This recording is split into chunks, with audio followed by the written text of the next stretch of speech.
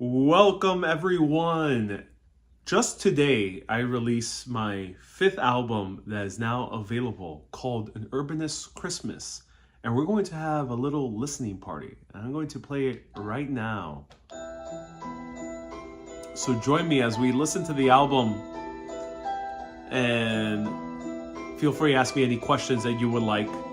This is a new album that just came out today. You can listen to it on YouTube, and tomorrow it'll be available on Spotify, Apple Music, Amazon Music, and also as a deluxe album on Teespring. I am Ariel, this is Urbanist, and I started making albums last year. So I've only been a producer for a year, a little bit more than a year. I started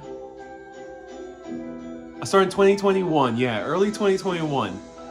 And it has been quite a journey to produce music.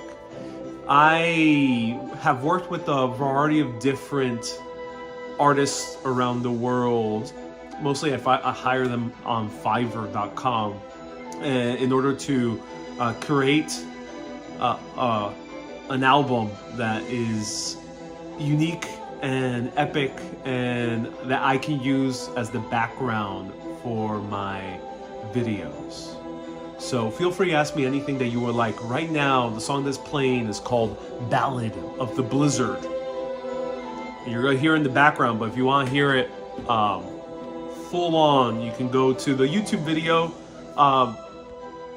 Heather asked, where can I find the YouTube? It's right now on Urbanist Exploring Cities is my YouTube channel, and it should be the video right before this one, called An Urbanist Christmas album. So welcome everyone. I also have not been going live too often recently. I've been feeling under the weather.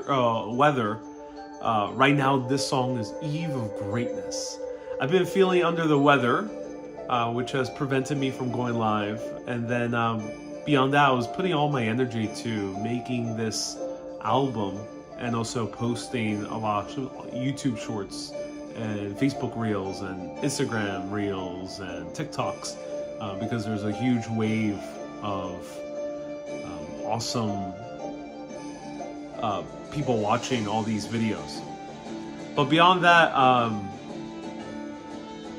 I haven't shown too much of a Christmas this season, but I hope people are enjoying other channels that are showing Christmas.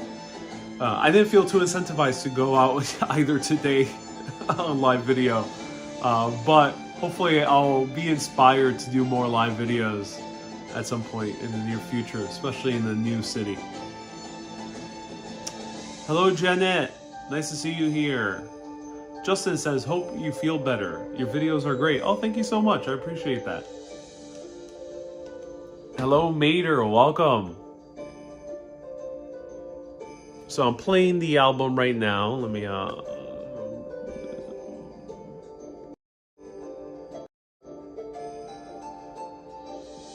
right there. That's the album.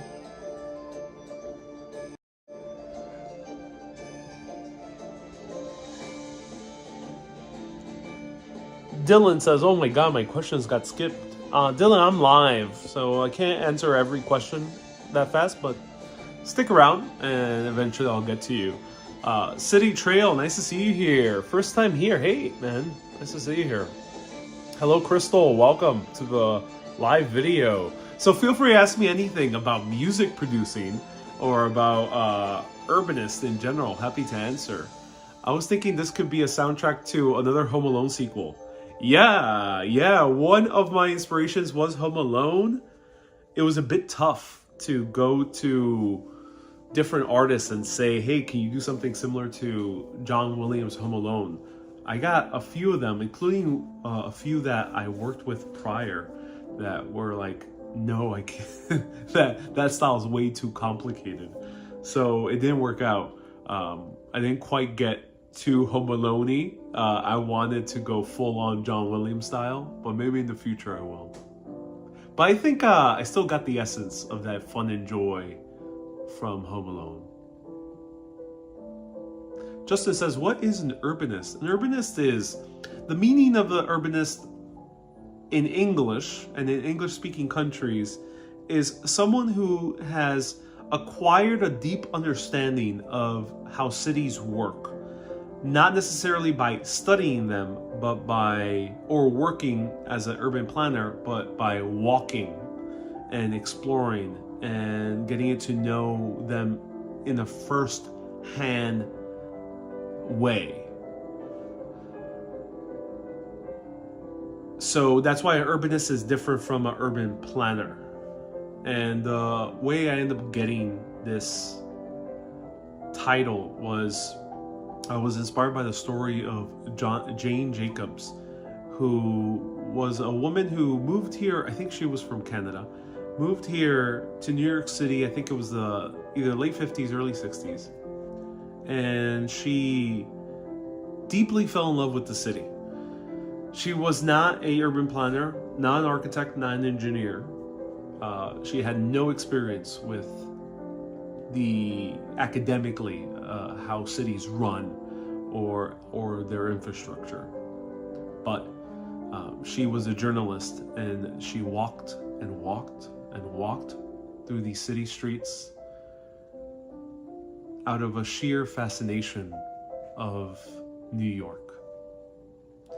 And through her journeys, she started acquiring a deep sense of what cities are, how they work.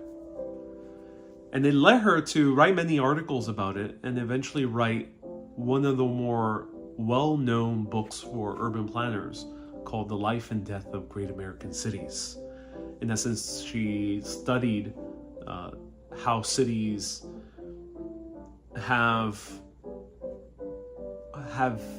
started and have died in history, and why cities work. And after that, her lasting legacy here in New York was that she actually prevented a massive highway being built through the middle of Manhattan that would have destroyed the Village, all three of them, East Village, Greenwich Village, and West Village, and Soho. Robert Moses, the master planner at that time, had a plan to build what was called the Lomax Highway. And this highway would have rammed through the middle of these now gorgeous areas that we know in Manhattan in order to connect Brooklyn and its tunnel, the Battery Tunnel, to the tunnels in New Jersey. Manhattan will no longer have been a destination to be in, but more so a place to drive through.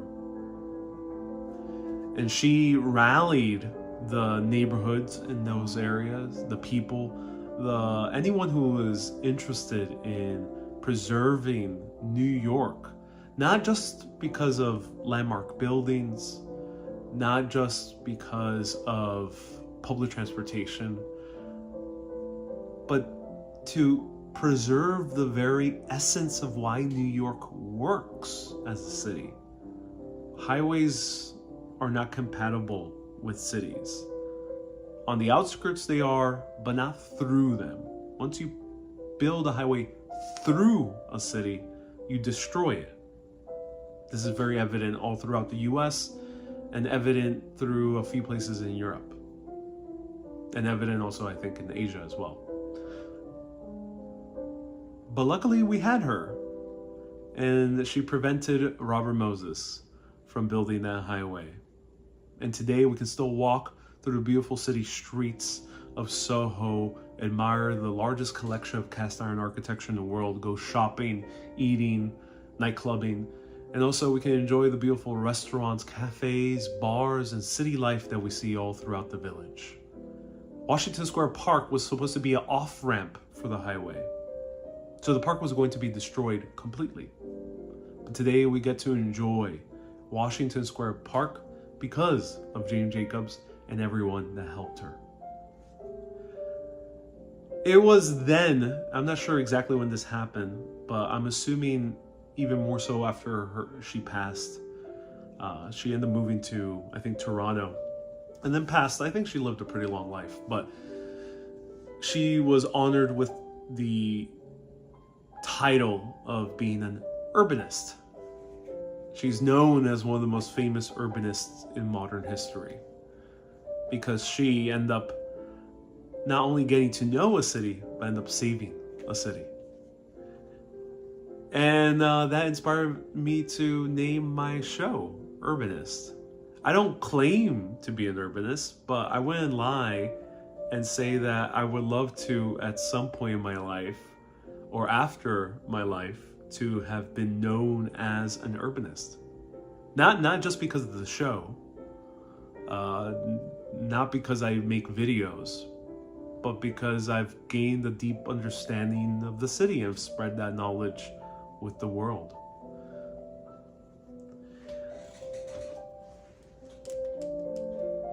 This song right now is Ode to Rockefeller Tree. Now, urbanist actually in Italian and Spanish and Portuguese actually means someone who's an urban planner. But in English, that's the meaning. Hey, Susie says, I say you qualify. You know, I can't call... in English, it's an honorific title, mostly. So I'll have to wait until more people of note in these realms of urbanism and architecture and engineering call me an urbanist. Thank you. I'm so glad you think I qualify. Justin says, I dubbed thee an urbanist. Yeah, thank you so much, Jonathan. Justin, I appreciate that. David says, I'm a suburbanist. You know, yeah. I think getting to know the suburbs is pretty easy. David, I thank you. I appreciate that. I'm so glad you know your suburbs. Once you get to know one suburb, you get to know them all. Especially in the U.S. Favorite Midtown hotel, says JB. I have a full listing of hotels on my guide, which you can find on urbanist.live/guide. But the ones I recommend is the William. That's probably my number one recommendation. This song is Twin Flames in the Snow. So right here is the album cover. I made this album in 3 weeks. 3 weeks, ladies and gentlemen, to make 6 songs that is like this.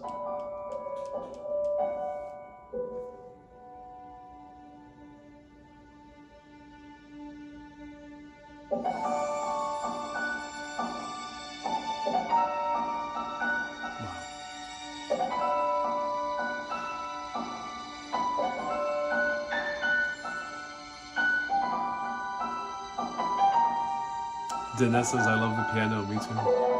Yeah, this guy really did a great job. Susie asks, how did I find these people?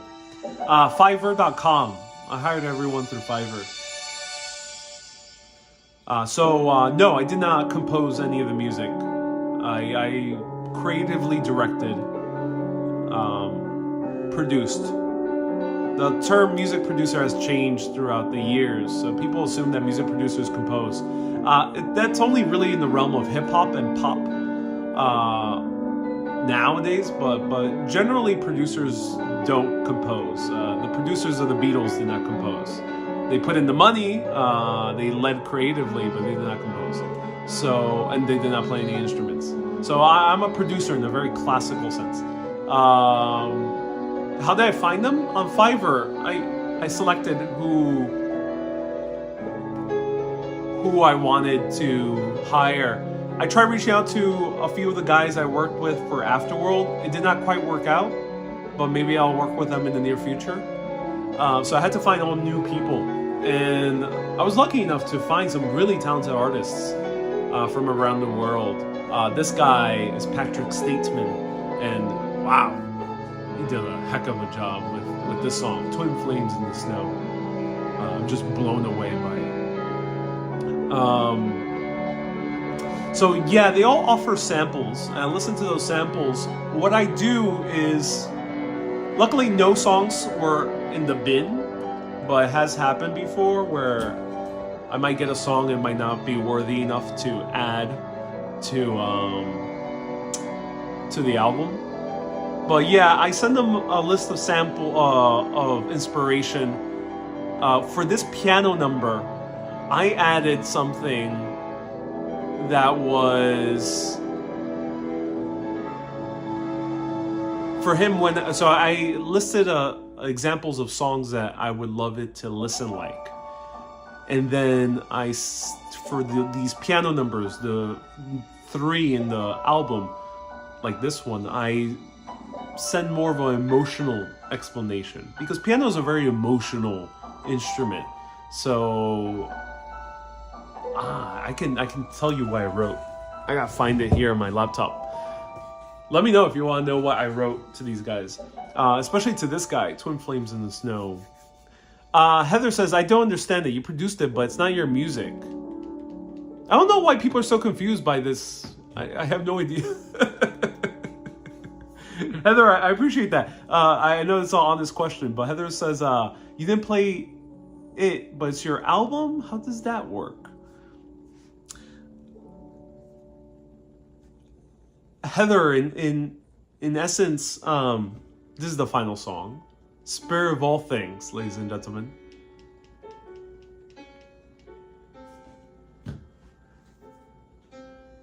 Heather, the reason I have the album on my name, in essence, is these are ghost musicians. I do credit them by name in the video, in the credits, but I do commission them to make music for me to use under my name, or well, Urbanist, not my name, to use under the Urbanist name as soundtracks and as score for my videos. That's in essence. So it's like watching a movie. A movie might have a score, but generally it's for the movie. It's not meant really to be a showcase of the artist. So I'm commissioning artists to work for me. An artist can easily say no, and there are many artists that don't do this. But in the world of arts and entertainment, you'll always find artists that are willing to commission on a basis to make content or art for you, if you're paying. So as Susie said very succinctly, it's my concept, I funded it, and I choose who I work with. So that's why I call myself the producer.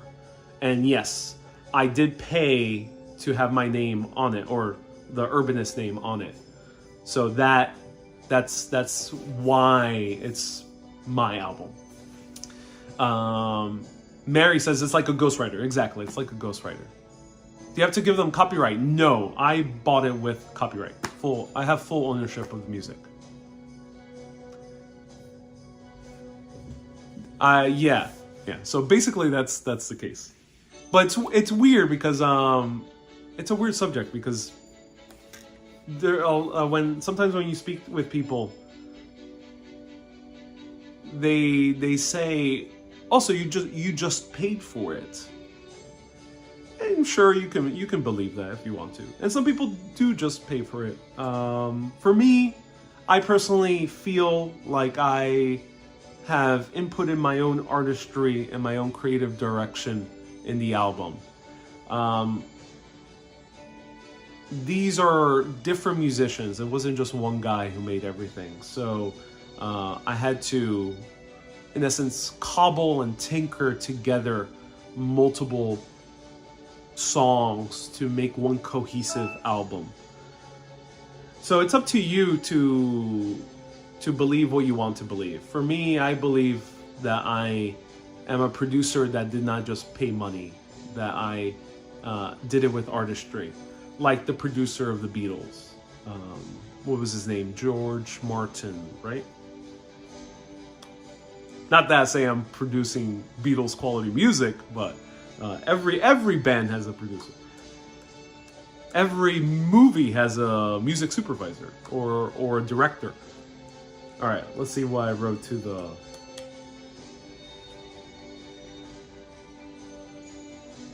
Yeah, Robert says music produced has a different meaning in electronic dance music. Yeah, the meaning has gotten very confused.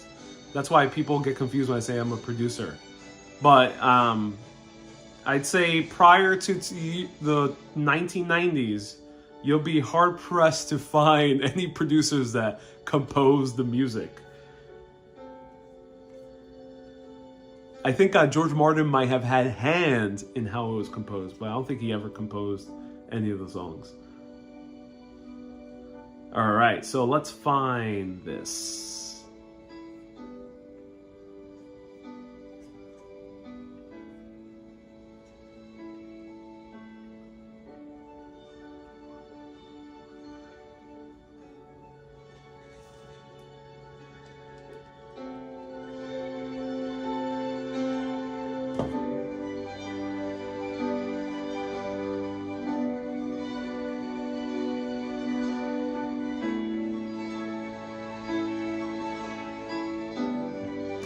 And Patty says it's the digital version of producing an album without having a musical background.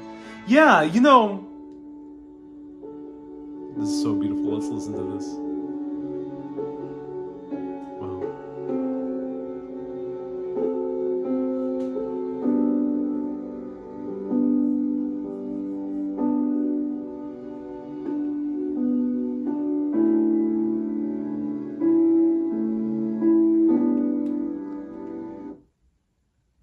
That was the album. I hope you guys enjoyed it.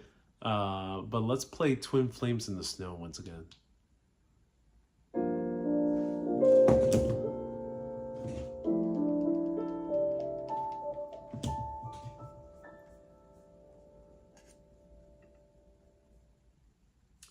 So I'm finding right now, I have my laptop going on Fiverr, which is like a place to commission people to do different types of work. And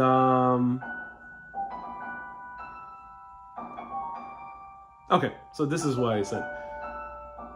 I said I wanted a song that's perfect for Christmas, that gives off the feeling when you have nostalgia for a moment that's happening right now, knowing that you'll remember this moment for a very long time, along with the feeling of going to New York City and being in awe of the Christmas lights as snow trickles down.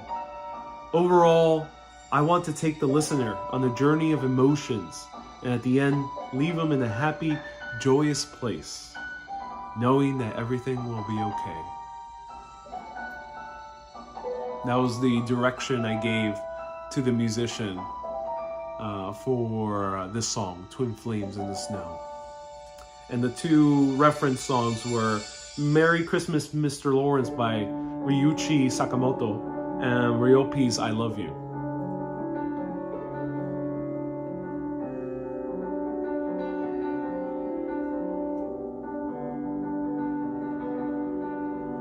So there we go.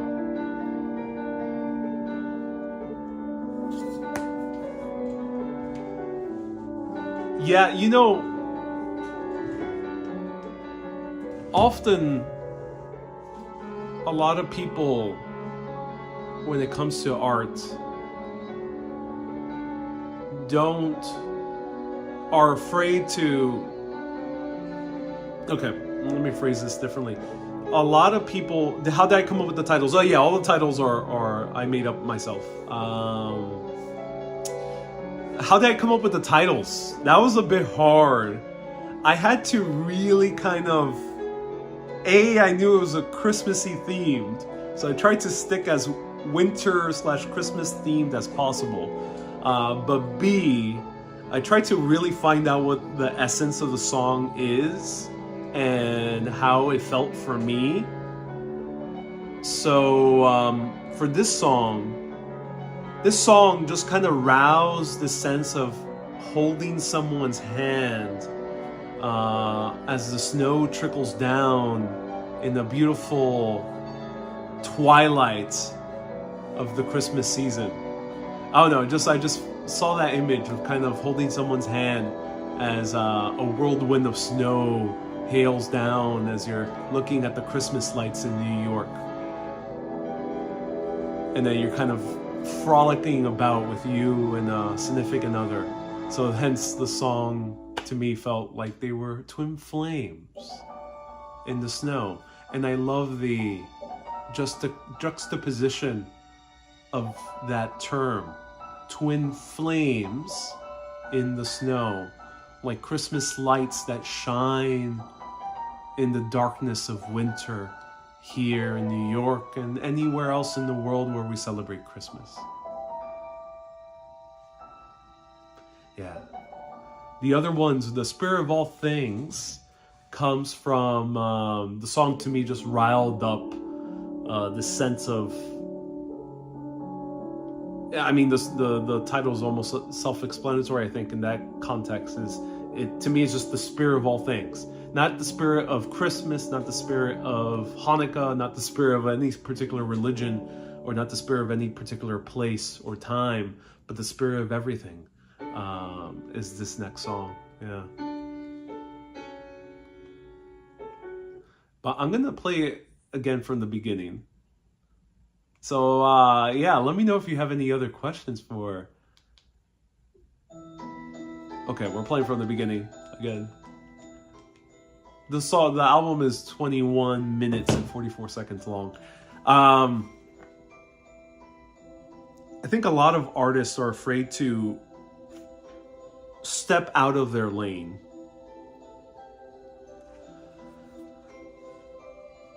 So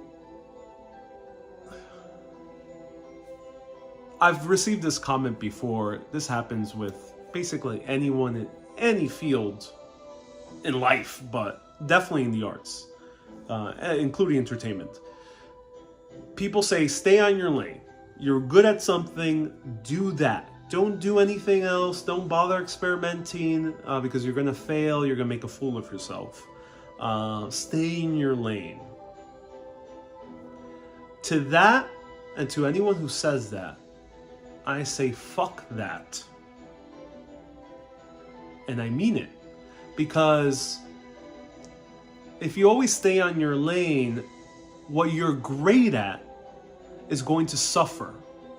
Because you're not injecting it with new ideas, new practices, new learnings, new sensory connections in your brain to make something even better.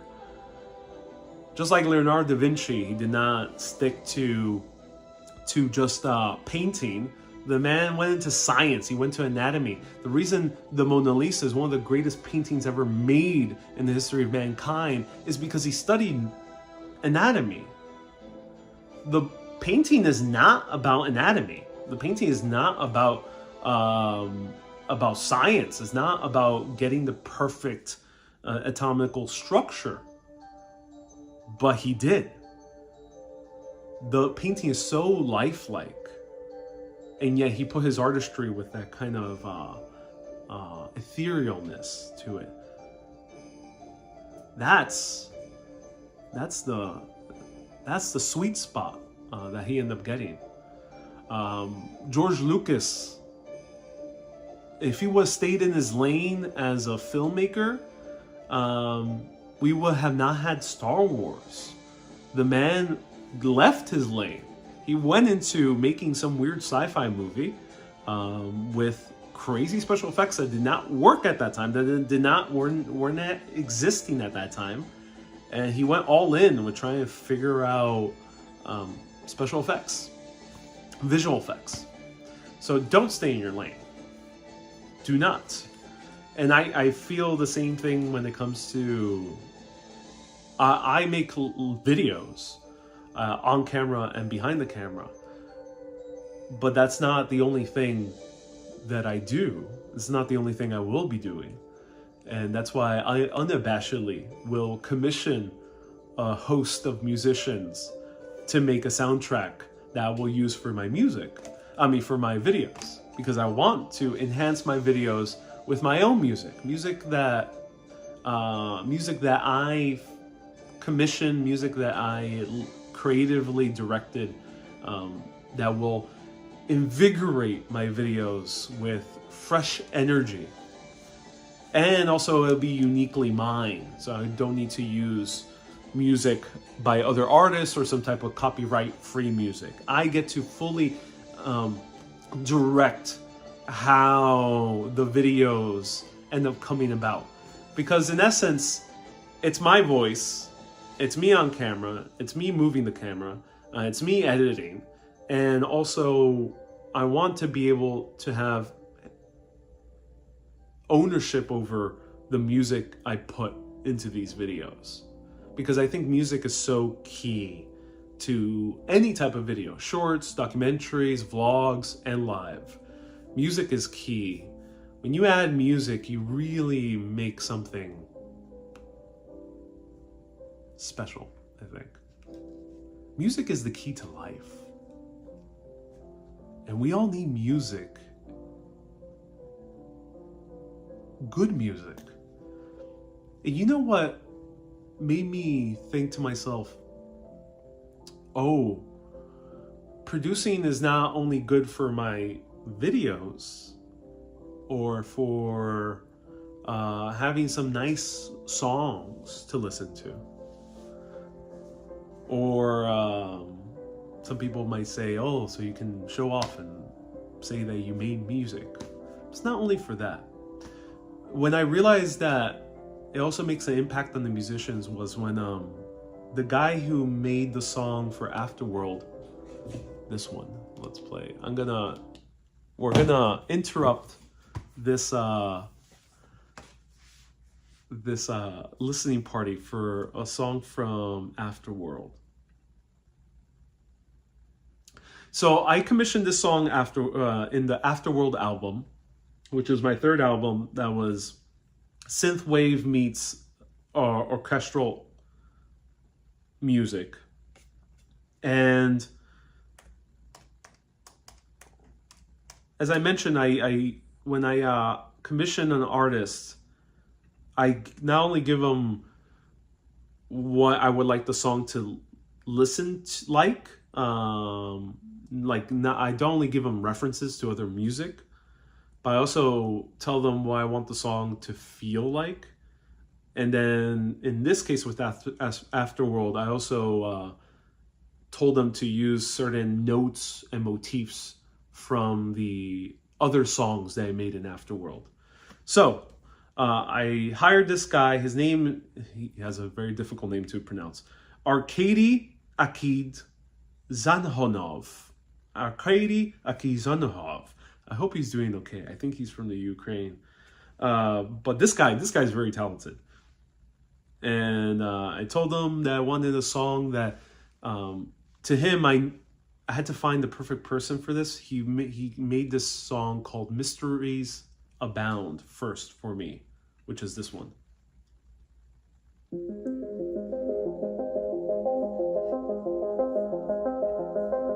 So he made me this song first, and I was blown away. Basically, I asked him, hey,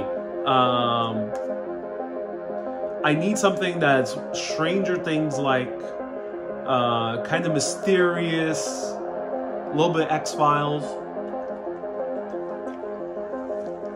He hit the nail on the head. And then I started commissioning orchestral music. Like this, by Yuri Rakko. A lot of these guys are from the Ukraine, actually. But I went back to Arkady and said, hey man, Mysteries Abound was amazing. I need... Jerry says, I need a link to the album. If someone could put the link to the album, I'll be so appreciative. Go to Urbanist Exploring Cities on YouTube and you'll find it there, or scroll down on Facebook. The link is there. And it's also, the album is called An Urbanist Christmas. So I said to Arkady, hey man, you did such an excellent job. I need a song that transitions from synthwave into orchestral. An album that takes you this journey from the digital, from seeing everything in life rather linearly. A to B to C. Either it's that or this. Either or. zeros and ones, and transition into analog, which is orchestral, something that is more nonlinear, more natural. And he came up with this.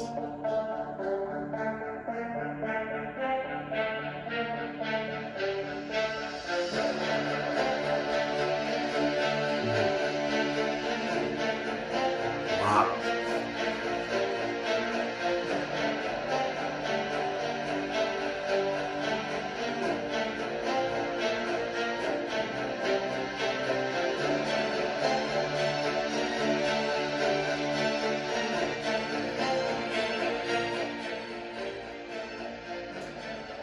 So he sends me the song, at least the first version, and he thanks me, which was weird.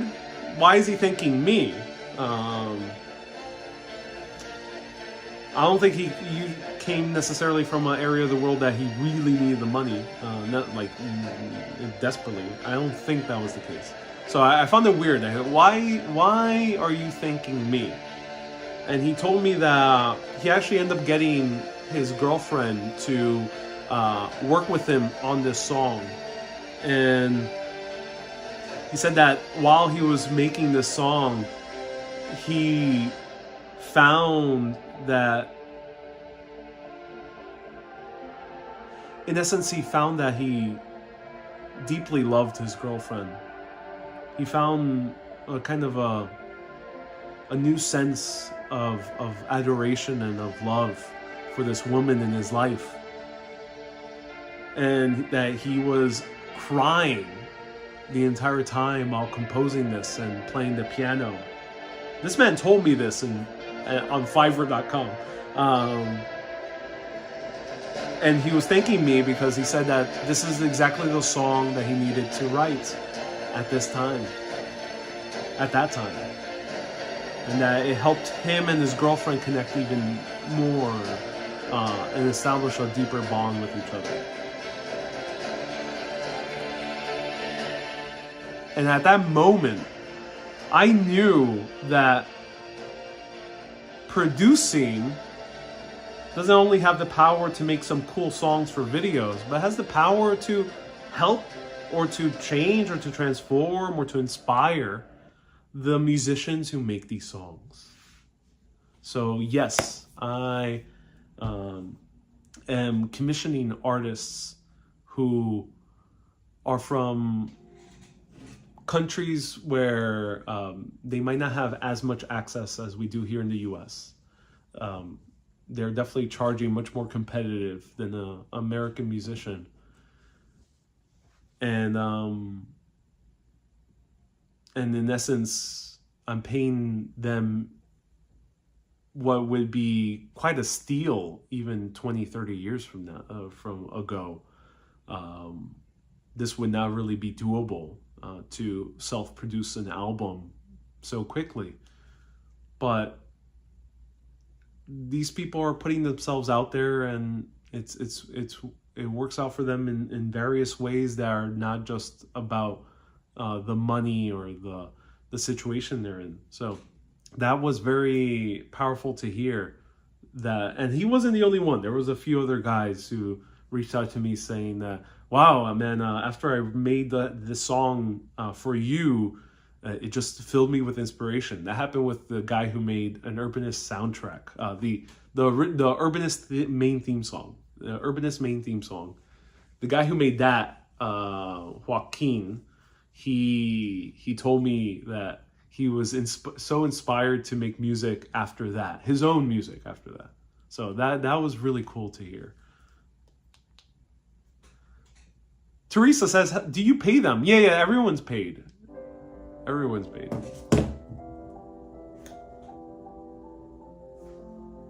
Susie says, music is powerful. Yes. Ever been to Monterrey? No, not yet. Only Mexico City. I think you would be a great movie producer, kind of like James Cameron. Yeah, James Cameron he produces, not as often, but he does produce. Yeah, but he's a great director. I want to be a great director. How do you commission? Says Teresa. Fiverr.com. Fiverr.com. That's the service I use to get connected with musicians. But there's probably other services out there, but that's the service I use. Honestly, this would not be doable if I were hiring musicians here in New York. I would love to. I don't have the budget at the moment to do so. I would love to work with musicians I know personally that are from the city, but that is well beyond my budget, so I'm unable to do it at the moment. But maybe in the future I can work with actual people I know in person and that are from my local area. Eugene says, the soundtrack has good vibes. Yeah, I'm so glad it does. So do they actually write the music? Yeah, these are different songs composed by different artists. Composed and performed by different artists.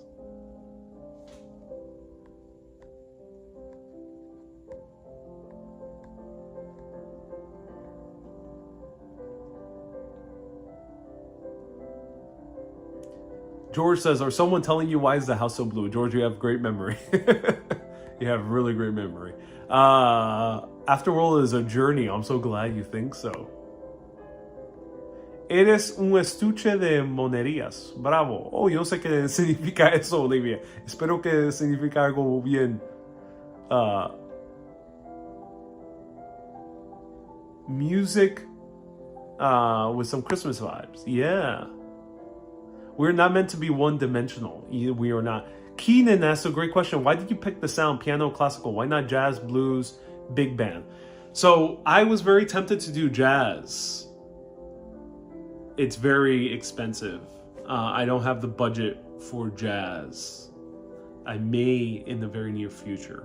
But I don't have I did not have these past 3 weeks the budget to make a jazz album, nor the time.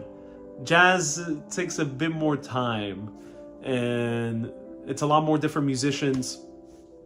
Honestly, most of the better jazz musicians are located either in Europe or the US, so it would require a much higher budget to pay American or European musicians. And that's the case. No other genre to me felt right. I would not do a pop album at the moment because I have a limited budget, and the songs don't only have to be good for listening, but they have to be useful for background on my videos. And at the moment, I don't feel that it is useful to produce music with lyrics or too poppy, because I won't be able to use that music. For me, the best music for background on videos, or the term would be called underscoring a video, is classical. Piano is good for especially emotional scenes or kind of montages of beautiful things. Yeah, that's why. Do you have a favorite Christmas album, says Susie? My favorite Christmas album is Sufjan Stevens' Christmas album, which I forgot the name of it, but I love his work. Sufjan Stevens, S-U-F-J-A-N, Stevens. And let me find the name of his album.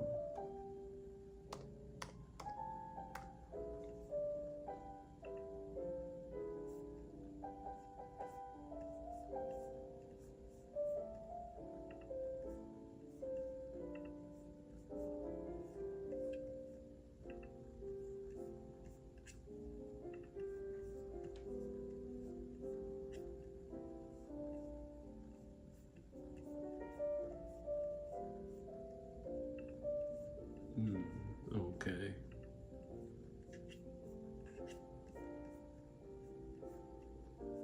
This man makes a lot of albums, so I gotta do a lot of scrolling. It's called Silver and Gold. Silver and Gold. Great Christmas album. Hey, Radio Nerd says, I'm new here. What happens in this channel? I explore cities all around the world on live video, vlogs, and short videos. And right now, I am not exploring. I am sitting down. But lo and behold, there'll probably be more live video explorations next year, early next year. And Zavaro says, will you be creating a video for your music?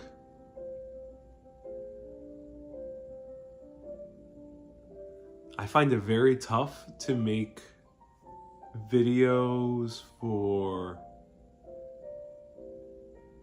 like a music video for classical or piano. Yeah, it's very time intensive to find good shots. You know, especially if it's something like this. This is Ode to Rockefeller Tree. I can hire someone to film it, to do the video. It's funny, you know, like being a music producer is similar to being a movie director. The movie director usually is not the one manning the camera, and he's usually not the one choosing exactly how the shots are composed. Usually that's the director of photography. Nor is the director the one to read the lines from the actors.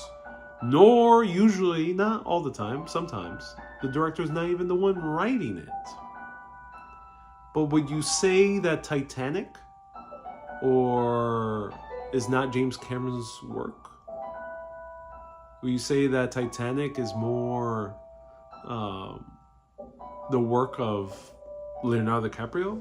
He was the actor, but he did not bring the vision together. So in music, there are producers that bring the vision together, and it's not always the musician.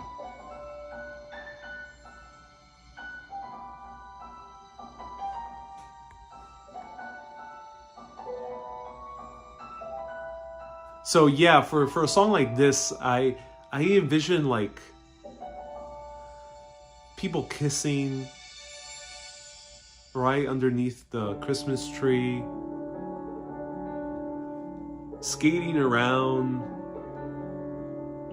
shots of family hugging, the look of awe on the little kid's face as he looks up on the tree.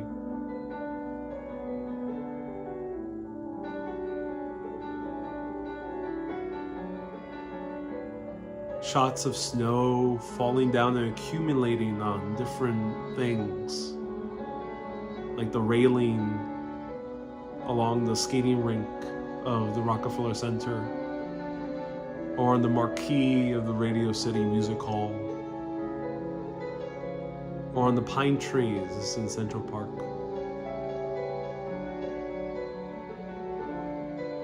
People hailing taxis with loved ones under their arms. Yeah, things like that. Yeah, I would envision that. It would take a lot of time to film all that and do it well. If I could do it, I don't want to do the filming. I actually don't like filming too much. I don't like filming things where I'm not speaking or like there's dialogue or things happening. I'm not the best B-roll videographer. That is artistry. I personally don't like filming things like in detail, kind of getting the perfect shot of like the look of a little kid. You know, I'll happily direct it, but I don't. That's why I don't make music videos out of my albums.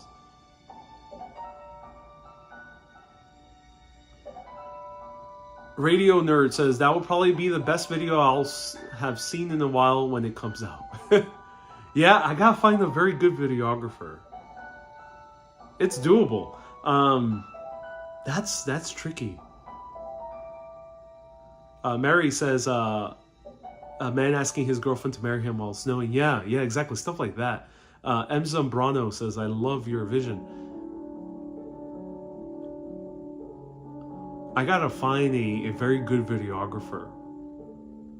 I've had the pleasure of finding a very good editor, excellent editor. But I gotta find and excellent musicians. But I still haven't had the luck or the honor of meeting an excellent cinematographer. I would love that. Oh yeah. Susie says, I can't wait for a blizzard so I can listen to Ballad of the Blizzard to it. Yeah. The library behind Bryant Park has some interesting history. It used to be a reservoir, if I'm not mistaken. Yes. I have one video so far up, but there will be more videos of the New York Public Library. I got inside access into the library. It was wonderful, really mind-blowing. I did not get access to the basement part of the library. Apparently they strictly don't allow any tours or video in the part of the library that extends below Bryant Park. So unfortunately I didn't get access to that, but I got access to other cool things. Stay tuned.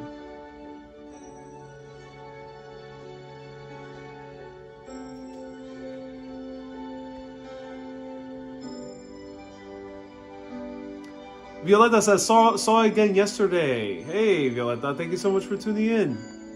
The music was composed by James Horner. The music really carries the film, says Veronica. Yeah, James Horner does an excellent job in James Cameron's films, including Titanic as well. Violetta is referring to Bronx Tale. I'm so glad you love it. Oh no, I'm late to the party, says DS. I enjoy your taste in music. Oh, DS, no, you're not late to the party. Hi there, says Radio. Nice to see you here. Radio, thank you so much for subscribing. I appreciate you. Isabel says, the Christmas album is just so beautiful. Twin Flames brought tears to my eyes while listening to work. Yes! You know, my goal as a artist, as an entertainer, there we go, is making content that makes people cry from joy, from catharsis, from uplifting emotions. I want people to cry. If I make someone cry in a good way, I think I've made something great. Cry from beauty. That would be amazing. That'll be, I think, a bit harder to do. But yeah, if I can make you cry from something I've written, something I've filmed, a story I've told, learning I've learned and I tell it to you, or a song I produced, if I can make you cry, that is so satisfying as an entertainer, as an artist.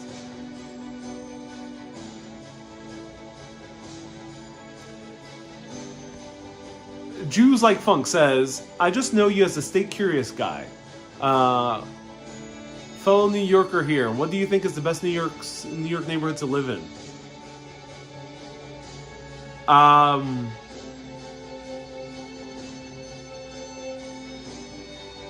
New York is wonderful.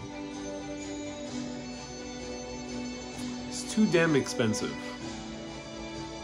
So I can tell you neighborhoods that I think are lovely to live in, but it's increasingly becoming very difficult to live in them because of the immense expense.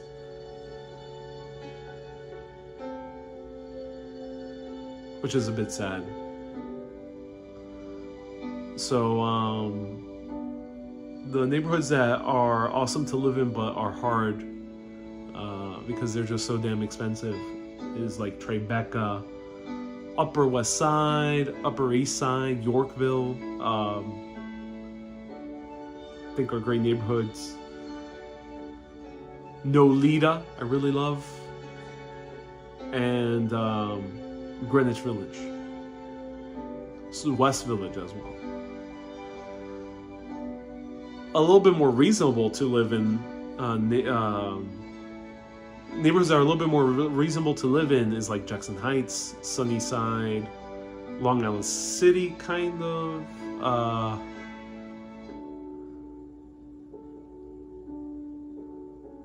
Lots of parts of Brooklyn, like Bedford-Stuyvesant, are nice. Yeah, Williamsburg. Lizzie says, New York expensive? Try living in the Bay Area.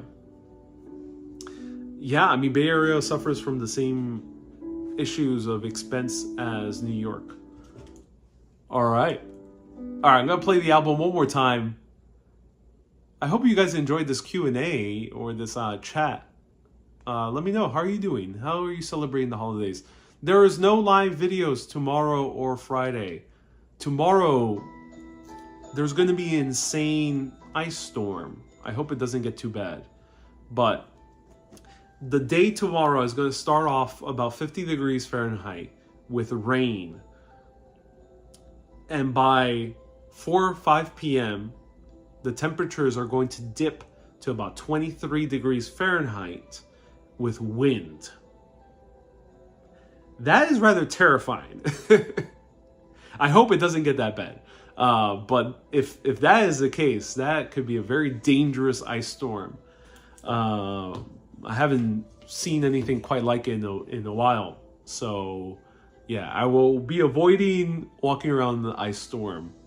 And then on the 24th, I'm hanging out with my family.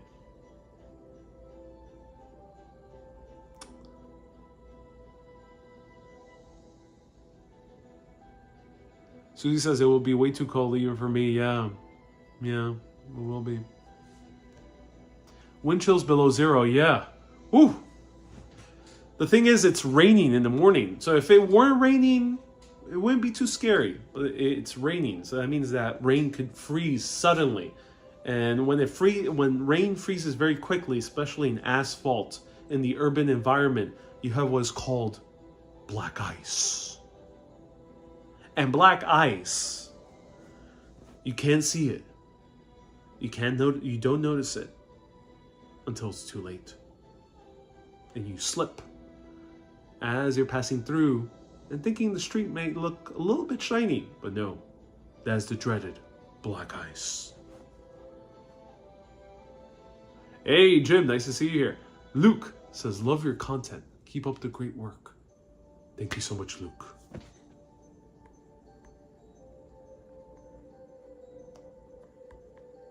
The rent is too damn high, says Jews is for funk. I just saw 5 apartments this week in downtown Brooklyn. Rent stabilized units I can't get my hands on. Yeah. It's tough. It's tough out there. I'm a bit burnt out. I don't even know what to do.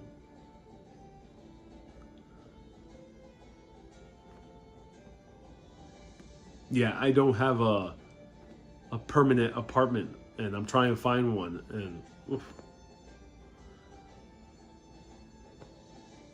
It's crazy that the few options in New York City is living with a lot of roommates or spending the majority of the money you make, the majority of your income.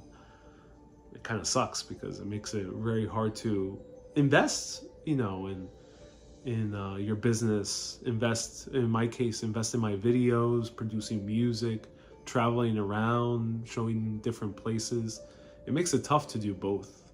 And it kind of sucks that that's the case. Yeah.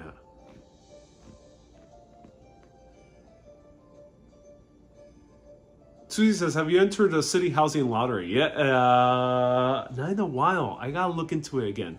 Thank you so much for bringing that to my attention. Is New York City good at keeping ice sidewalks salted at all times? Not perfect. It's very good, but it's not perfect. I would practice extra caution tomorrow if you're in New York or in the nearby area in general. I think ice storms are something not to really mess with. It's okay if it's doable to walk around New York City at 23 degrees Fahrenheit, but if it's an ice storm, I would practice a lot extra caution. because trains can break down, taxis and cars can be very dangerous. Yeah, it could be quite a bad time. Hey, Ariel Alcazar says, I've been watching in ninja mode for a while because I was busy doing chores. I want to say hi. Hey, a man of the world and international travel, says Morgan. Indeed I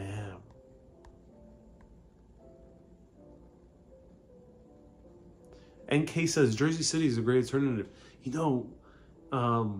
I've considered it, but it's crazy. Jersey City has insane prices too. The average rent in Jersey City, closer to the PATH trains, is like $3,000 per month. In Manhattan, it's $5,000 is the average rent.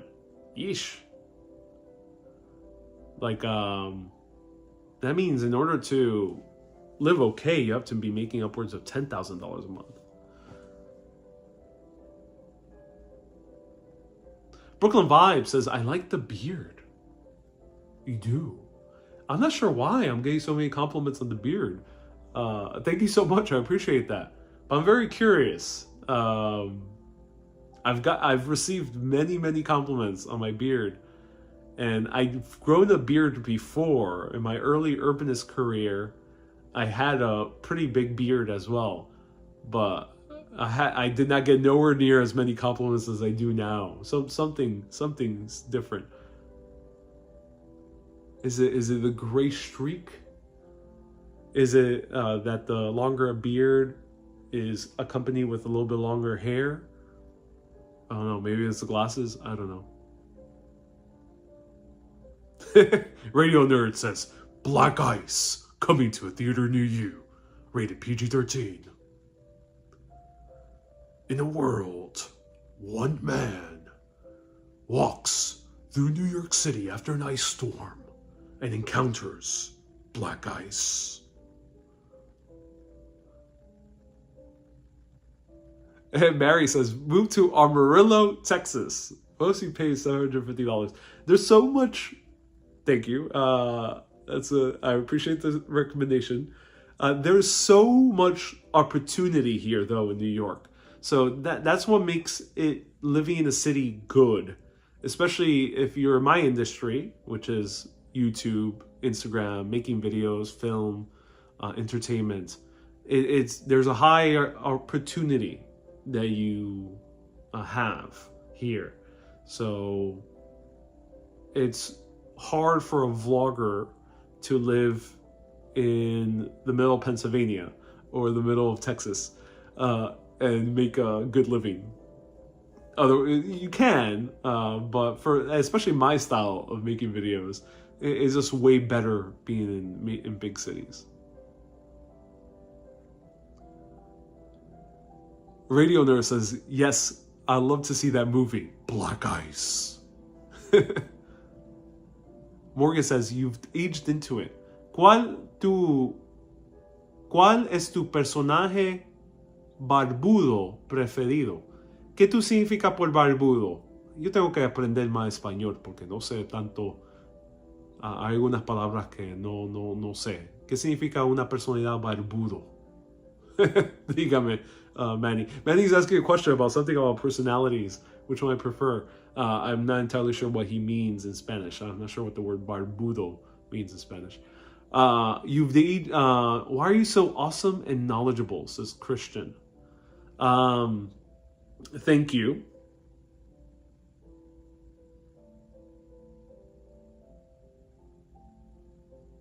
I think knowledge isn't so hard to acquire. It's very important, I think, to read and to read especially a variety of different subjects. And this also applies to watching documentaries, videos, learning, walking, meeting people. But acquire, it's good to immerse yourself in the variety of different topics and not just whatever you work at or whatever one thing you're interested in. Branch out.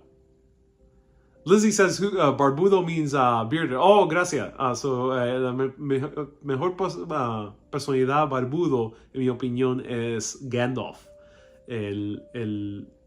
¿Cómo se dice? El mago. ¿Así se dice? Mago en español, wizard.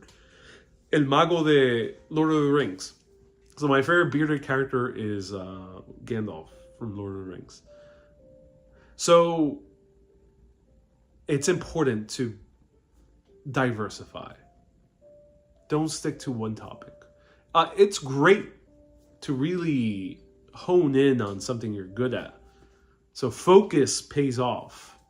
But I think if you want to be knowledgeable, or some people might call me and use this term for other people, worldly. There's many terms people might use. But if you want to either be knowledgeable or worldly, I think it pays off to have a variety of interests and not just one. And be curious. That's why my tagline in my short videos is stay curious. It's important to be curious about a lot of things. Because the moment that curiosity wanes, peters out, dies, is the moment where you kind of just become boring. And it's okay to be boring, but the majority of people out there are interested by curious people. So I think it's important to stay curious if you want to be interesting and entertaining to people out there in the world. Friends, family, parties, companies, audience. It could be via YouTube videos, or if you're a comedian, an in-person audience. You have to be interesting. You have to be curious. And I think in order to be awesome, I think it's very important to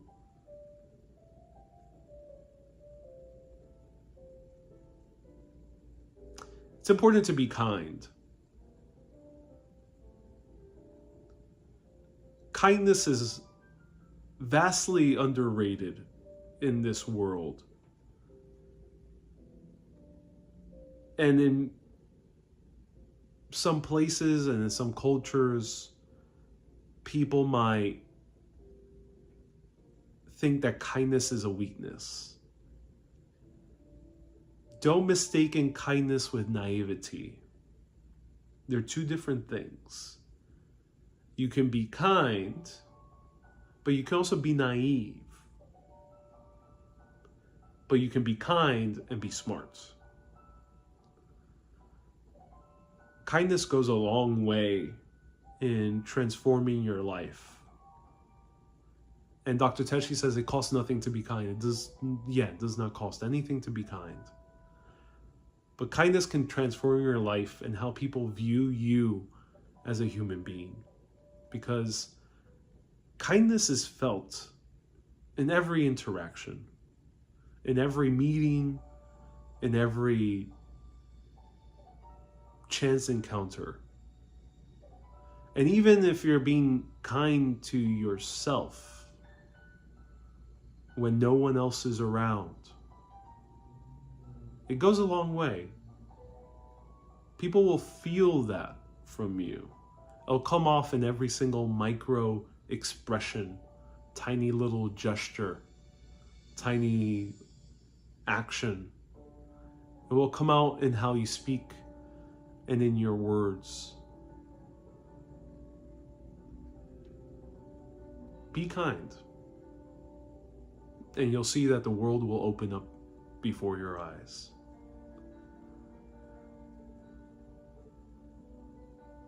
But again, don't be naive. What is the difference between kindness and naivety?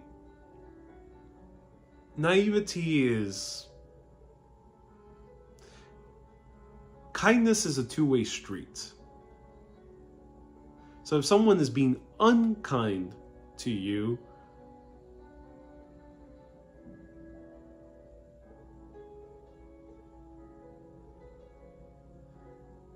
they don't deserve your kindness. But it's easy to think that kindness is one way, that you have to be kind at all costs. And that could get you into the point of naivety, where you start ignoring the flaws of other people and what other people might want out of you. Don't get blinded by the glamour of being kind or good or whatever term you might use, because that glamour could blind you. You might think, oh, I'm being such a good person, and then that person is stealing right behind your back or backstabbing you. That's naivety. But kindness also means being kind to yourself and to your desires and to your needs and to your aspirations. And being kind to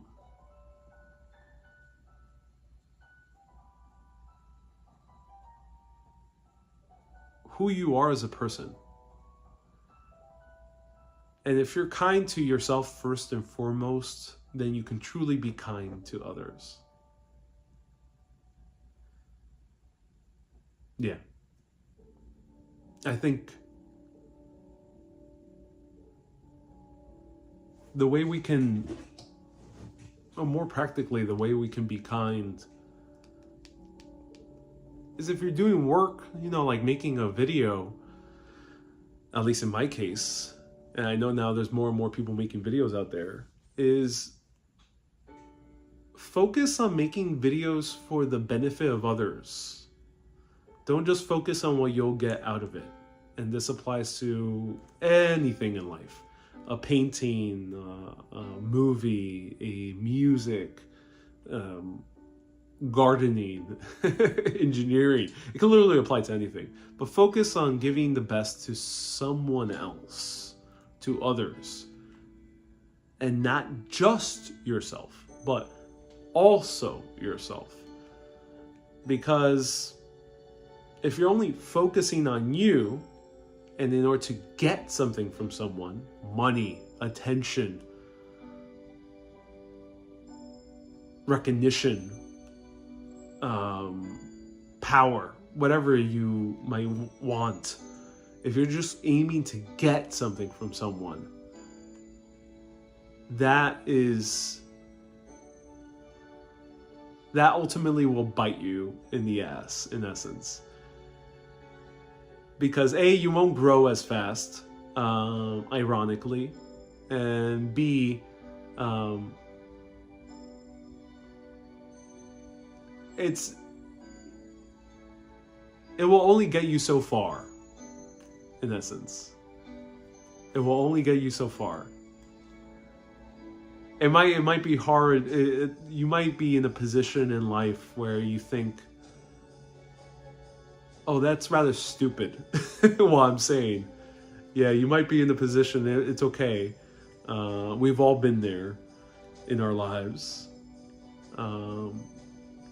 Sometimes there are certain cultures that de-incentivizes kindness and working for the benefit of others and not just yourself. But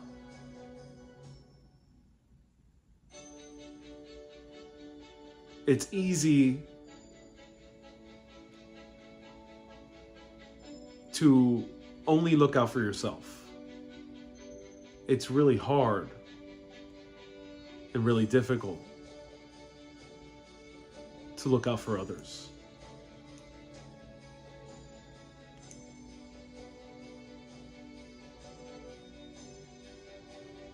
So thank you so much. I appreciate that compliment.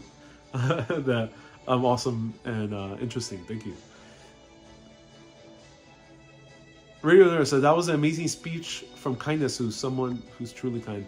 Be too kind in the Midwest after living in Waihoish for 13 years is a goddamn trip, says Elizabeth. Oh, interesting. Yeah, Elizabeth. Also, kindness does not mean putting on a smile, forcing yourself to. Kindness is not about forcing anything, ultimately. I think if you're forcing it, then you're not truly being kind, which is okay. Don't beat up yourself about it. Anyone who's watching, don't beat up yourself if you find yourself forcing a smile, forcing a gesture, forcing a hug, whatever, forcing whatever. Don't beat yourself out about it. But that is not true kindness. Gwen, nice to see you here. Welcome. What is the next place you'd like to explore? I was actually just watching a video of where I'm from. I think that's the name of the YouTube channel. And Japan. I'm so fascinated by Tokyo. It looks like such a weirdly different city than New York or London or anywhere in Europe. I'm super excited.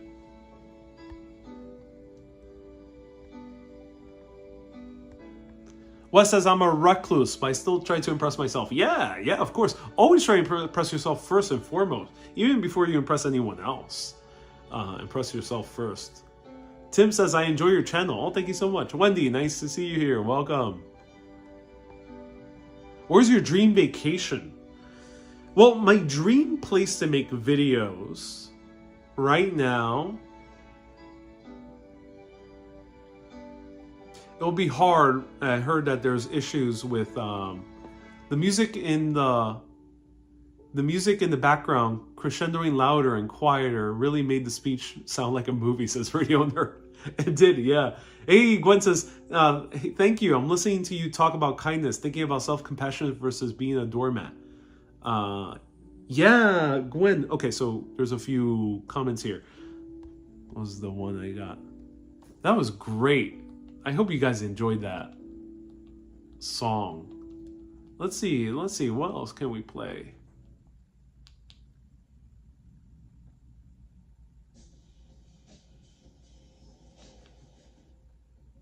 I'm getting ads. Oh no.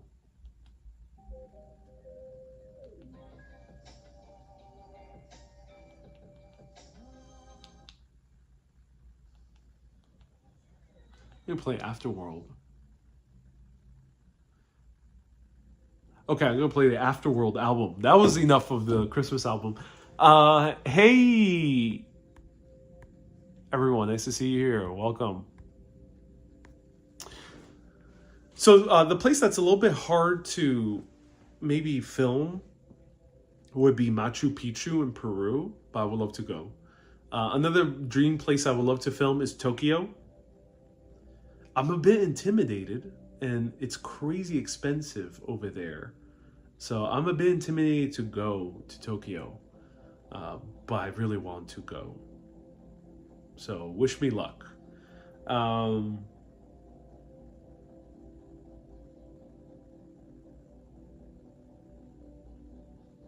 Yeah, I think those two places. I want to go back to Europe. I love Europe dearly.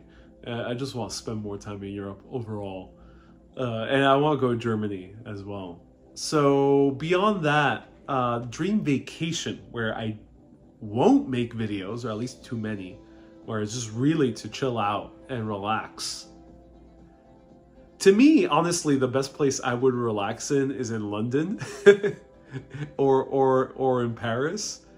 I would relax in, but for somewhere even more relaxing, I want to go somewhere that's really naturey. I don't know where. I don't know where yet. Yeah, I don't know. I want to go somewhere that I just want to experience immense beauty of nature. Let me know where you think I should go. No, I'm dying to see you in Asia, especially with your personality type. Yeah, I can't wait to go Asia, like Singapore as well, and many other places. Hey, Pame, nice to see you here. This song is my second favorite on the Afterworld album. Oh yeah, this song, Cloak of Faith. Yeah, I'm so glad, Susie. I want to see Wyoming. I've never been to Wyoming. GN, Africa. Yeah, Africa's now on my top of the list right now. But I'm sure there's a lot of fascinating places there. I feel like we haven't talked in so long, Pame. Hey, Pame, nice to see you here. Welcome. The dollar is strong in Japan now. Oh, that's fascinating. Should I plan to go to Japan?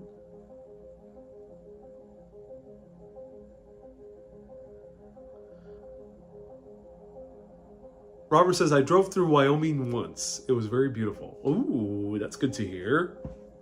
Should I go to Wyoming? Live stream from Wyoming? Excuse me. If you let people know, a lot of V cool, nice people, I'm not sure what you're referring to.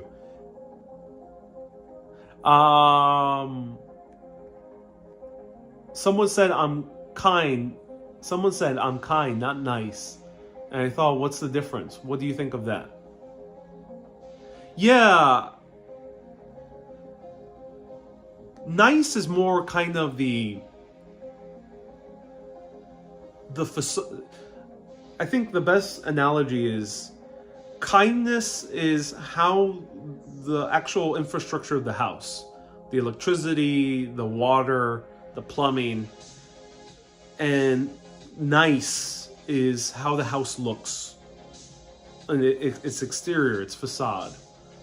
So it is, you can be kind but not nice, and you can be nice but not kind. And I think if you're being nice but not kind, is mean you're putting on a smile, being polite, being courteous, but you don't really care for the best interest of the person. I think kindness is watching out for the best interests of someone else and not just yours. It could align, and usually the best form of kindness is when it does align, when you're watching out for your self-interest and the other person's self-interest. Niceness is being nice about it. It's being nice. It's kind of how the way you act, the way you look while you're acting. I think that's the difference, mostly.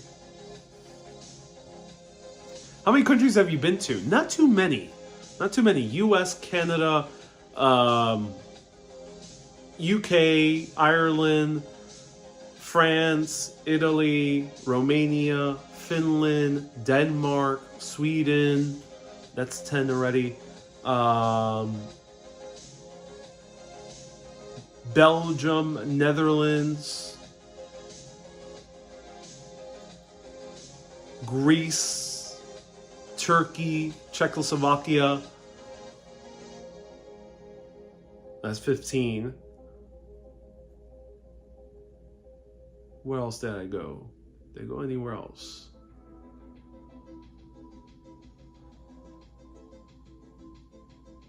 I think that's pretty much it. Yeah, that's pretty much it. About 15 or so. Not that many countries.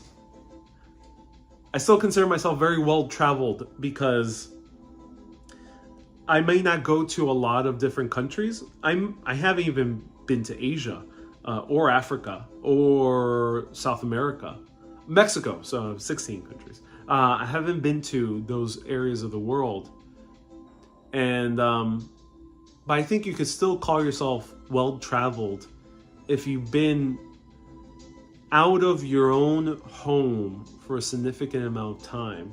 You can't even be well traveled if you only traveled in the U.S. Because the U.S. is huge. But yeah, I've been well traveled because I've been to many places. No, I've been to few places for significant periods of time. I've been to Ireland for a month and a half, or just a little bit above a month.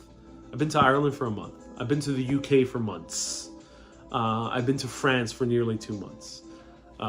Italy for nearly 2 months. And then I've traveled multiple times to Italy. I've been to Greece for 2 weeks, though it felt a lot longer because I did so much. So I've been to places for significant periods of time.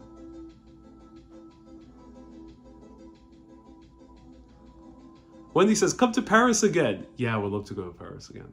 Is Asia in your reach next year?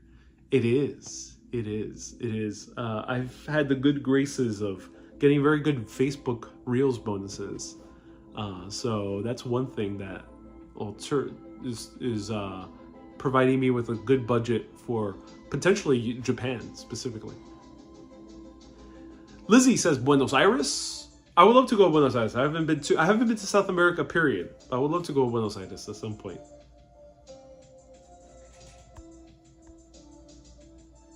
Violetta says Tel Aviv. I would love to go to Israel. I would love to go to Jerusalem. I want to thank Mater, which I've thanked many times, but he gifted me some awesome books about Jerusalem. I would love to go to Jerusalem. I think that is my dream video. That's my #1 dream video. I want to live stream the same footsteps that Jesus Christ walked. I think that'll be the coolest live stream ever. Israel live, walking the same footsteps as Jesus Christ. Oh, that would be so cool.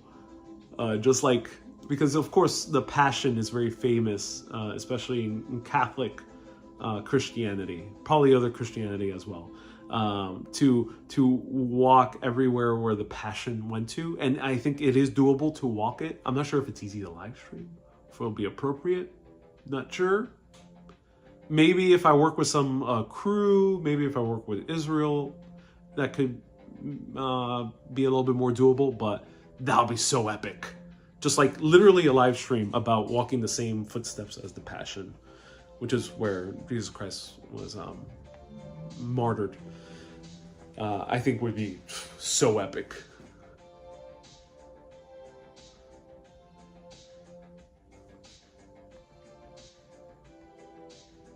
Lorraine says that would be awesome. Oh, I think so. There's many warm Spanish-speaking countries where your YouTube income will go freaking far, says Valerie. The money in your bank account comes out of the ATMs in the dinero of the country. You can vlog anywhere. Yeah, I can. I am luckily in a very good position where I can go to some countries and my money will extend very, very, very far. There's 2 practical challenges. I potentially will not make that much money in another country because Facebook is tricky with being in other countries. So I make a significant portion of my income from Facebook. And which was very evident this Europe and very disheartening, was when I was in Europe, my Reels bonuses were turned off twice. So I did not make the money I thought I would make in Europe. Obviously, this is a job, not just a passion or I'm doing this for fun. Not only, this is also a job. And I need to pay my stay in places. So Facebook does not like it when you're traveling. And I was outright banned from Facebook for nearly a month out of my nearly 4-month trip in Europe, which was very unfortunate. So Facebook does not like when going to different countries. That's #1. And #2 is live video is very tricky in other countries. It's very tricky in many parts of the world. We really, as North Americans and as Europeans we take our cities for granted and our internet infrastructure for granted. It is very easy to live stream and to upload video in these parts of the world. Not so much the case in many other parts of the world. That would, I think, huge portions of South America would be tricky for live video. And beyond that, they might not be as safe or as calm to live stream. It will be doable, but not as calm. I mean, I spoke with someone who significantly traveled to the Philippines recently, and he was telling me that it was tough to feel safe all the time in Manila, which kind of sucks because Manila would be an awesome place to live stream, but yeah, it would be a tricky place because of safety. So that is the issue. NK says VPNs. So VPNs do not work with Facebook. If Facebook sees you with a VPN, trust me, I've tried, and Facebook says it themselves. Facebook can tell when you're using a VPN. Basically, any social media nowadays can tell whether you're using a VPN. Some social media does not care, like TikTok. Facebook cares. And I've used a VPN before, and that has led me to being banned before. And then in Europe, I did not use a VPN. I set my location in Europe, still got banned. It sucks. It sucks. Valerie says, YouTube is evil. Just make more, Facebook is evil. Just make more YouTube videos.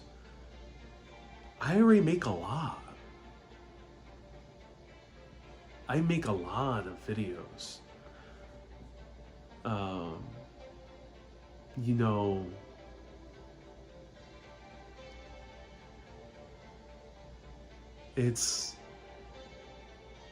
sometimes it's very easy to tell someone, oh, just do more.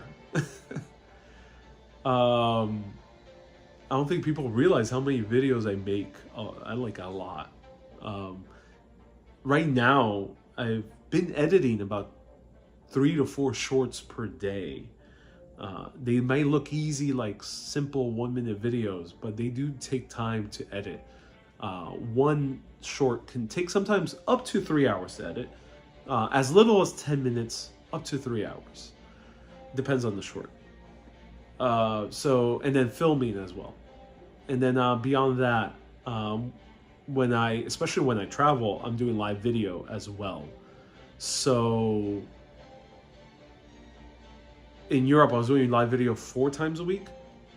And then live video is not just the live video itself, it's researching, it's walking around the city to get a sense of direction in the city, to get a sense of how it works, finding SIM cards. There's a lot of work involved. It might look like a walk in the park. It might literally be a walk in the park. But it's a lot of work. So no, I think I'm out of capacity of doing more. At least on my own. I would have to hire more people. Don't you have almost 500 short videos? Yeah. I've posted 500 to 1,000. Something along those lines. I think it's above 500. No, I probably have above 500 videos. I gotta check on TikTok. On YouTube, I think my shorts now 300, 400, 200. No, it's about 300 maybe or so. But yeah, I think I have easily more than 500 shorts on TikTok and Facebook as well. And live videos, I have like 1,000 on YouTube, but in my entire career, I made about 3,000 videos. How long have I been in YouTube? I've been on YouTube since 2016, but I've been taking it seriously. That's a great question, Radio Nerd. I've been taking it seriously since 2020.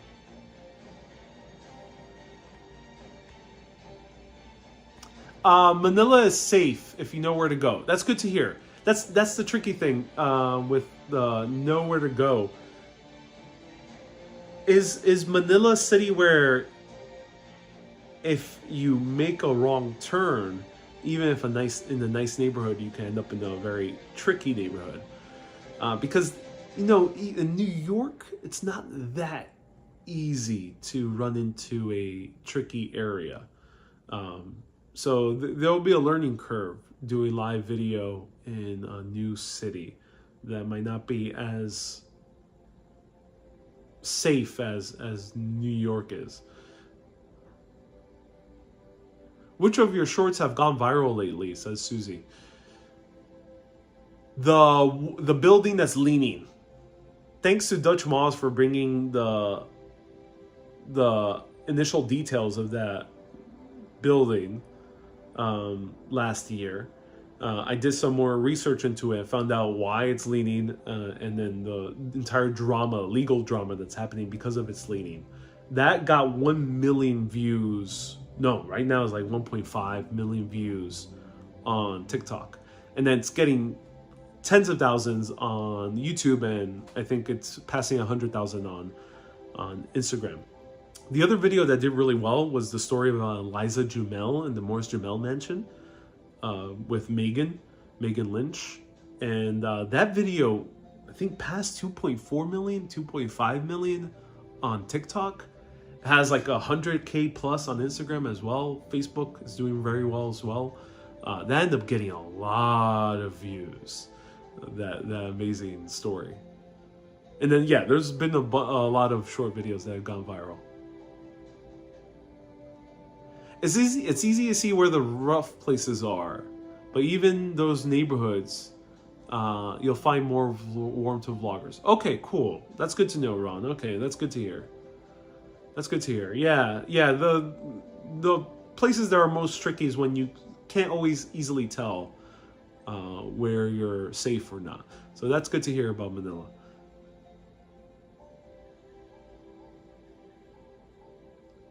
Radio says, do you mainly because I'm new, I don't really know. Have you done any animations? I don't make animations myself. My videos are mostly show the location. So I film at the location, live or shorts. I'm always like there at the place. Wendy says, I miss you. Oh, Wendy. Yeah, I miss making videos as well. But sometimes you gotta, I think, take a break. It's okay to take a break. I think it's very easy here in the US to get caught up with hustle culture and always doing more, going, that you don't end up enjoying life. And it's important to enjoy life. To go out, to enjoy time with family, to enjoy time reading, other endeavors, like in my case, making music, producing music. There's many other cool endeavors. Where are you spending Christmas? With family. With family, Lizzie. Brian says, Ireland misses you. I miss Ireland deeply. Ireland is another place I'll go soon. Ooh, Ireland. Can't wait to go again. Oh, Ireland, I had such a amazing time there. I'm on break from work now. It's so nice. Oh, Susie, like, I thought you meant like today, but break like for the Christmas season. That's awesome. Mocat says it's important to take breaks. Yeah, it is. Someone asked me, do I get more money from Facebook or YouTube? It depends. At the moment, Facebook is beating YouTube significantly. I'm hoping YouTube starts paying for YouTube Shorts. I've gotten like a small bonus from YouTube Shorts, but otherwise, it's not that much money for the amount of views I'm getting. I've had the tricky position of choosing mediums online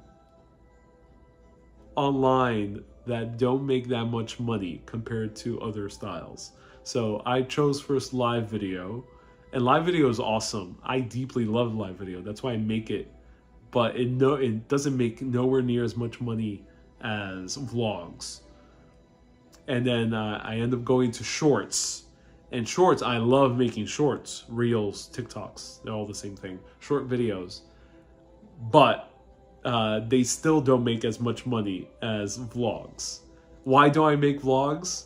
I don't know. I don't care too much for vlogs. I love those two formats, live and shorts. And you know, I think I've done some cool stuff on each. I will not take it back for the world, because there's more to life than just money. Money is very good. Money is necessary. It is a fact of our lives. It is how the world works and runs. But if you focus too much just on the money and just the business, you lose sight of why you do what you do. Because it never really is about the money. In anything in life, you might be the most successful business person in the world, like a Jeff Bezos. It isn't about the money. It's about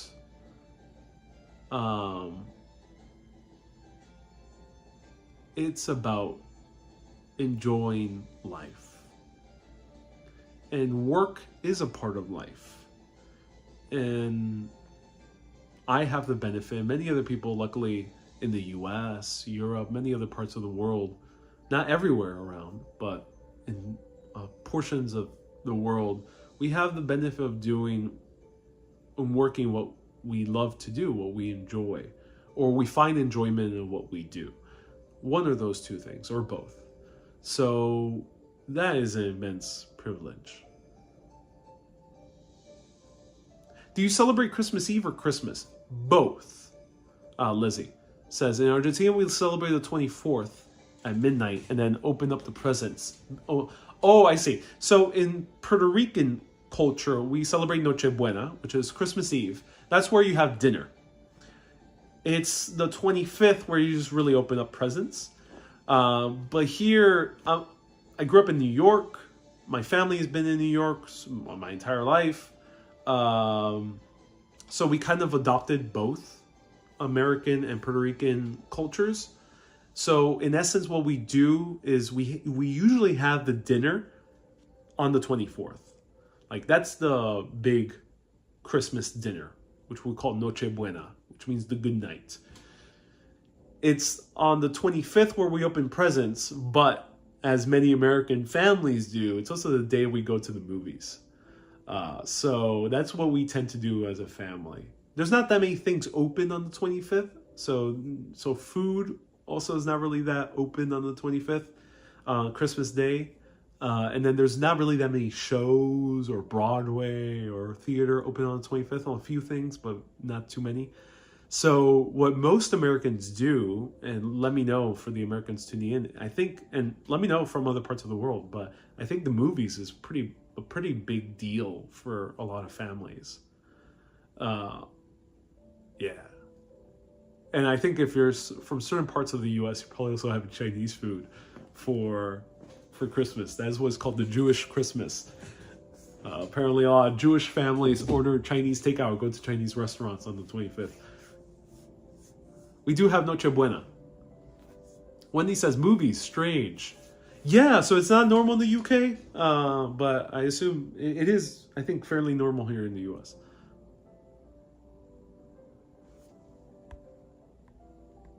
Hey, Patrick, nice to see you here from Massachusetts. Hey, Mater says, sorry, after the money they spent on NFL Sunday Ticket, it will be a while before they can pay for shorts. Hey, Mater. Don't worry, Mater. YouTube is going to start allowing monetization on shorts on February, which is nice. Because right now, you can't make money from YouTube shorts. There's no way. YouTube might give you a bonus, which has given me a bonus. But that's on YouTube's volition. So soon I'll be able to monetize my shorts in February. I'll be picking up some pernil or pasteles for Christmas. Haven't decided. Ooh, that's what we do. Yeah, pasteles. Yeah, my family got pasteles as well for Christmas.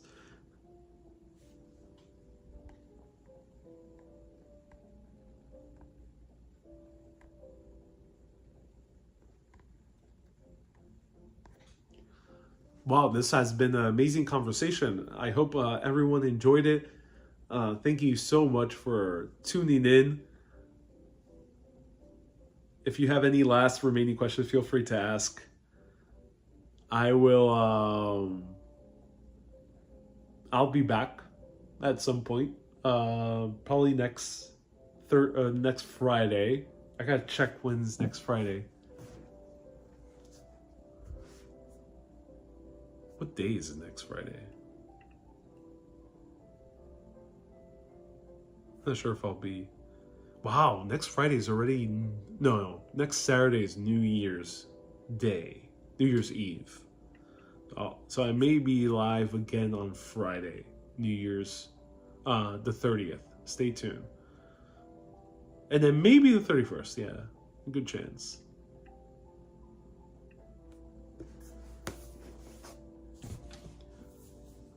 M. Zambrano says, Happy Holidays. Yeah, I hope everyone has a wonderful holidays and a wonderful Christmas.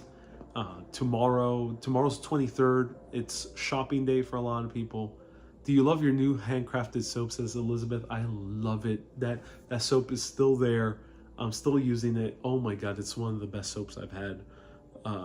So are you going to watch the ball drop? I'm not sure what I'm doing on New Year's Eve. I don't know. Not yet. So I hope everyone has a wonderful Christmas, Hanukkah, Kwanzaa, or a secular Christmas. There's so many ways to celebrate Christmas. Christmas is not just merely about the religion. I think it's important to not forget the religious part, because Christmas indeed is a celebration of a new era in humanity. Humanity significantly changed 2,000 years ago.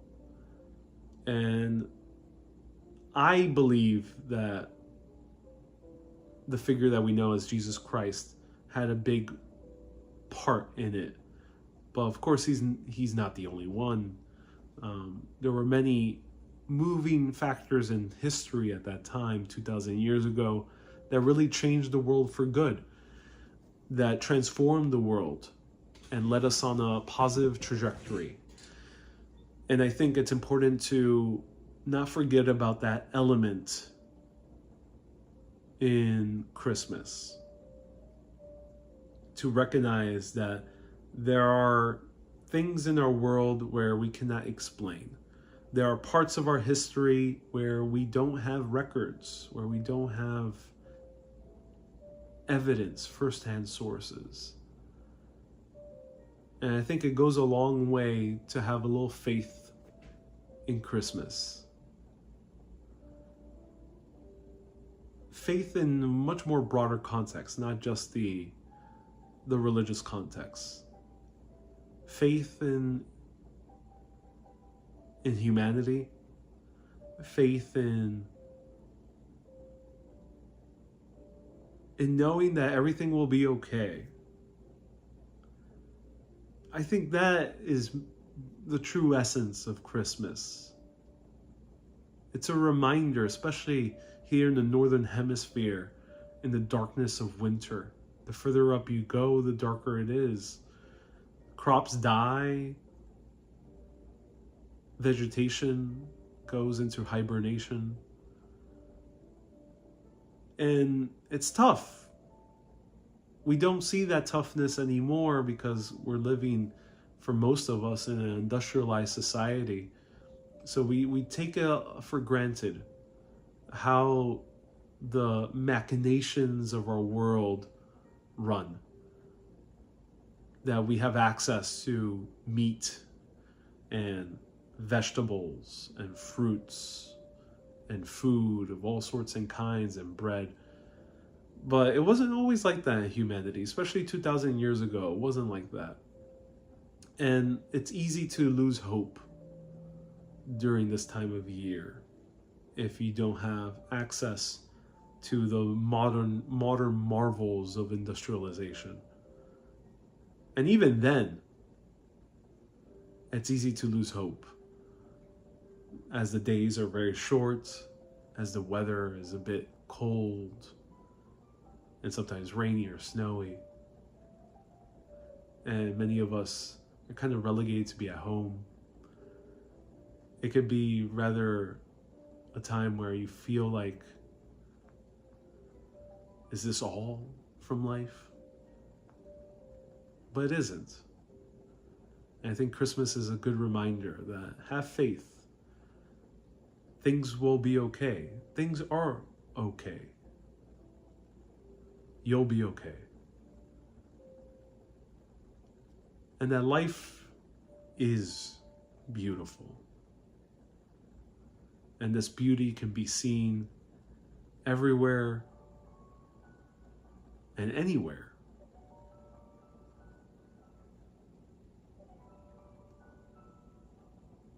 And if you have the immense privilege to be with your family, whether you get along with them or not, don't take it for granted. We all have different positions. We all have different dynamics. But especially if someone watches for your best interest, either effectively or not effectively. But if you have people in your life that watch out for you, friends, family, a significant other, children, co-workers, it could be anyone, a community, a pastor, a priest, imam, it could be literally anyone. If you have someone watching out for you in some way or another, don't take it for granted. And if you have the privilege to spend time with those people who watch your back during Christmas, savor every single moment. And if you don't, I'm sure you do. Almost everyone here will. In some small way or some big way, you will have someone that you can talk to. Even if you might not see them in person, you can still talk to them. You can call them up. You can FaceTime them.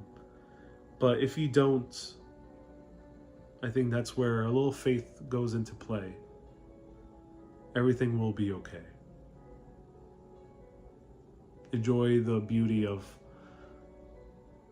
the home you're in, the entertainment that you have access to, not just mine, but any other entertainment, movies and TV, books, the food you have on your table.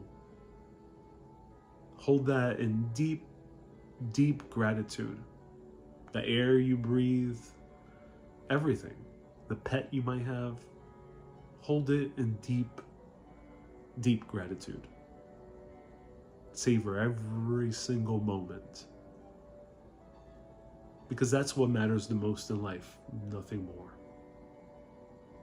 So may everyone have a Merry, Merry Christmas and a happy holidays and a wonderful new year. Thank you everyone so much for watching. May the An Urbanist Christmas album bring you a lot of love and joy as well. And I hope you enjoyed watching this chat. Thank you, Mary, Wendy, Susie, B, Nerd, C, Zero, Ron, Patrick, Lizzie, Mani, Evelyn, Veronica, Valerie, and everyone else. Thank you so much for tuning in. Keep being awesome, and always keep on exploring. May you have a happy holiday.